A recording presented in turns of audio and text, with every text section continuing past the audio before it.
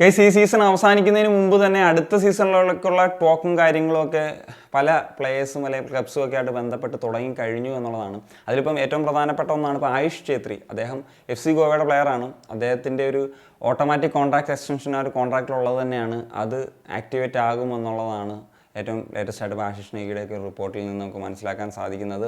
എന്താണെങ്കിലും അതിൻ്റെ ഒരു ടോക്സും കാര്യങ്ങളൊക്കെയാണ്. എന്താണെങ്കിലും അദ്ദേഹം ഗോവയിൽ തുടരും എന്നുള്ള കാര്യം തന്നെയാണ് മനസ്സിലാക്കുന്നത്. അപ്പം ഏറ്റവും ഒടുവിൽ അദ്ദേഹം നാഷണൽ ടീമിലും കളിച്ചു. ISLലെ ഒരു മികച്ച പ്രകടനം കൊണ്ട് തന്നെ കഴിഞ്ഞ മത്സരത്തിൽ അദ്ദേഹത്തിന് സ്റ്റാർട്ട് ചെയ്യാനും ഒക്കെ സാധിച്ചിരുന്നു. അതുപോലെ FC ഗോവയുടെ മറ്റൊരു താരമാണ് ബ്രൈസൺ ഫെർണാണ്ടസ് എന്ന് പറഞ്ഞിട്ടുള്ള. ഈ സീസണിൽ ഒരു ലെഫ്റ്റ് വിങ്ങറായിട്ടാണ് അദ്ദേഹം കളിച്ചത്. മികച്ച പ്രകടനം നടത്തിയിരുന്നു 23 വയസ്സുകാരനായിട്ടുള്ള താരം.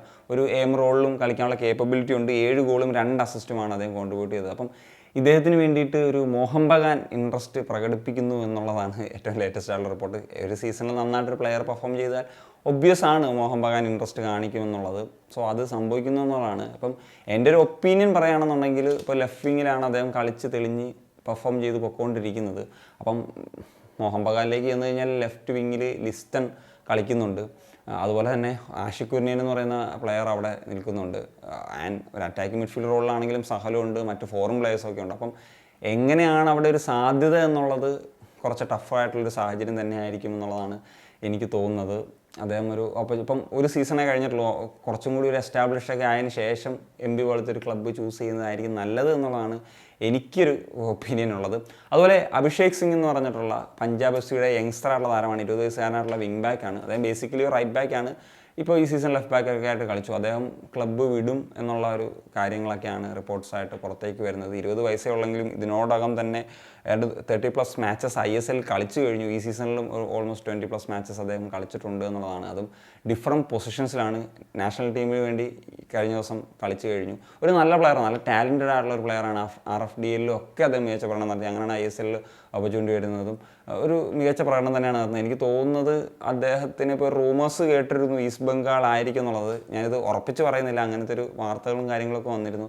പ്രത്യേകിച്ച് ഈസ്റ്റ് ബംഗാളിനൊരു റൈറ്റ് ബാക്ക് ആയിട്ടൊക്കെയുള്ള ഒരു പ്ലെയറെ ആവശ്യമായിട്ടുള്ളൊരു ഘട്ടത്തിലുമാണ് നിൽക്കുന്നത് എന്നുള്ളതാണ്. അതുപോലെ റോഷൻ സിംഗുമായി ബന്ധപ്പെട്ടിട്ടുള്ള ഒരു കാര്യമാണ്. റോഷൻ സിംഗ് നമുക്കറിയാം BFCയുടെ പ്ലെയറാണ്.